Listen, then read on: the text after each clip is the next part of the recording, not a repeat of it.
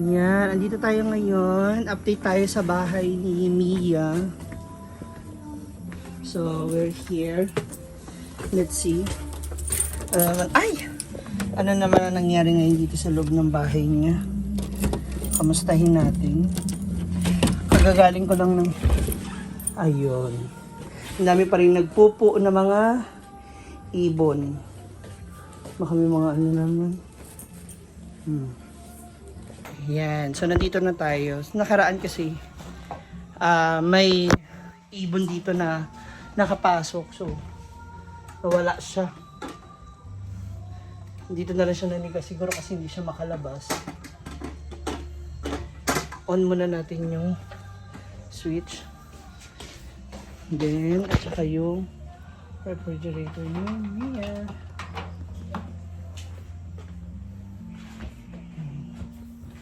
Yun yung sinasabi ko kay niya, yung mga gamit ba niya. Kasi sayang. At least once in a while, once a week, or twice a week minsan, kapag medyo malaw pa yung schedule, pumunta ako rito para i-open yung kanyang bahay, i-check. Puntay sa kwarto. Ay, sarado. Nandito yung kanyang room. Check din natin. Kumustahin naman natin ang kanyang kwarto. Nagpalit na ako dito ng beddings na nakaraan kasi ayun nga, may mga tawag mo dyan, ibon na nakapasok. Ay! Ayan. Charan! Kulob. Yung amoy. Buksan muna natin para masumingaw yung amoy ng bahay. So, ngayon mga moms, medyo ko lang yung mga kalay niya kasi yung mga kabuk ba is nalabasan. Tapos, last week, nakalimutan ko, oh my god, sorry niya. Last week, nilabahan ko yung bedsheet niya na sa pinong foam kasi nga napupuan ng ibon. So, ngayon ko lang din naalala. Pagpunta ko dito, ayan, medyo mabaho. Binabad ko kasi. Ayan. Punasan lang natin itong kanyang Mamaya magtatry ako mag-init ng tubig. Para na sa ganun. Itong kanyang gas ring. Kanyang kasi yung labahan. Hindi yung labahan. Nakita ko sa inyo. Kasi, yung bedsheet ba? Ito. Nakalimutan ko siyang kaya medyo may amoy. Actually, hindi medyo. May amoy talaga siya. Baho. Wala kasi siyang washing machine dito.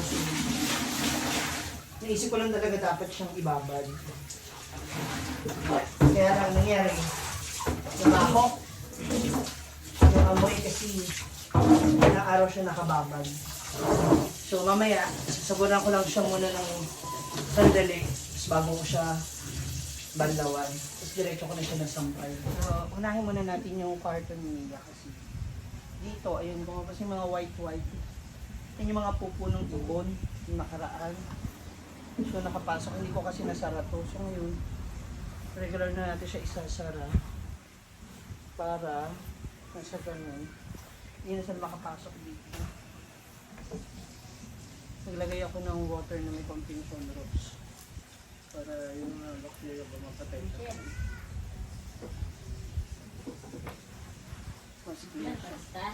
Ito lang kasi ang problema kapag yung bahay is hindi masyadong tinatauhan. Maagi yung hindi na masyado nagagamit yung mga ibang gamit. So, at least minsan kasi gusto ko matulog dito, kaya lang talaga takot ako kasi mag-isa lang ako. Ayoko rin. Kaya kahit gusto ko man, takot ako. Kaya sabi ko nga kay Mia noon, sinasuggest ko sa kanya na paupahan na lang niya kung matagal siyang mawawala. Bigyan niya ng kontrata ng 1 year or 2 years. Ganun. Para na sa ganun, tuloy-tuloy ang upa.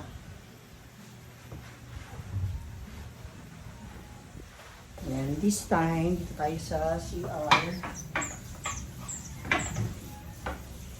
Medyo nag-i-stain kasi siya. Nag-i-stain yung mga tabs, yung pag hindi siya nalilinis ng ito. O pag hindi siya nalilinis yan. So, hindi naman siya ganun kadumi. Kasi, kaya naman siya. Siyempre, dito sa lababo, yung mga kasi actually ano to, yung mga nalaglag po ito. Kasi nga dito may pumapasok ng mga pusa sa gilid. Butas yung ano niya, yung so yun yung isi-secure natin. Para na makapasok ng mga ibang hayop dito sa loob ng bahay.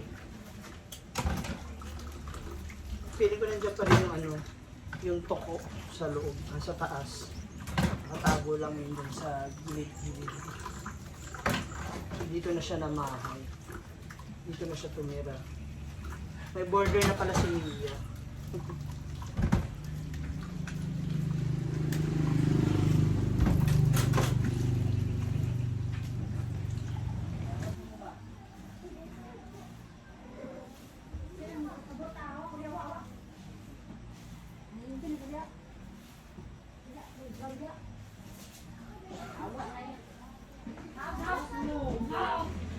So, ito na.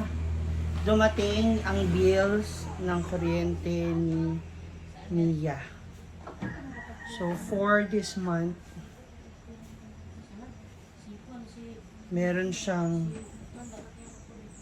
aabot sa 23.93. 23.93 kasi binababa ko na po yung fuse.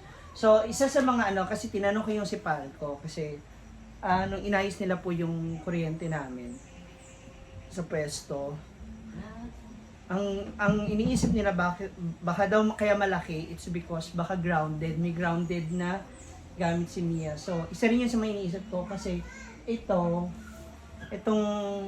niya dito is parang naggaganong-ganon, nagbibling-bling. So, baka yan nga. Ito Isa yan sa mga wino-worry ko, kaya siguro nag-blink-blink siya. So baka yun yung grounded, kasi may itim siya Nag-itim yung ilaw, pakita ko sa inyo. So baka yan yung cause, kasi grounded. Ayan titigan nyo. Yung bulb niya, nag-itim-itim. So baka yan yun. Kaya hindi ko muna ino-on yung fuse niya palagi, or hindi ko ino-on tong appliances nito. Yung ilaw niya. Baka yan yung nagkukos, kaya malakas yung kuryente ng mga nakaraan. Tuloy tayo sa paglilinis. Ang bill mo, 23.93 na lang. After magwalis, punas-punas naman tayo. May mga alikabok.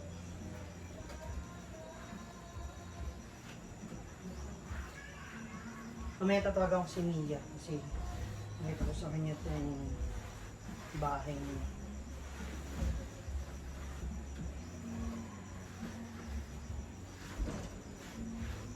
Mga alikod ko.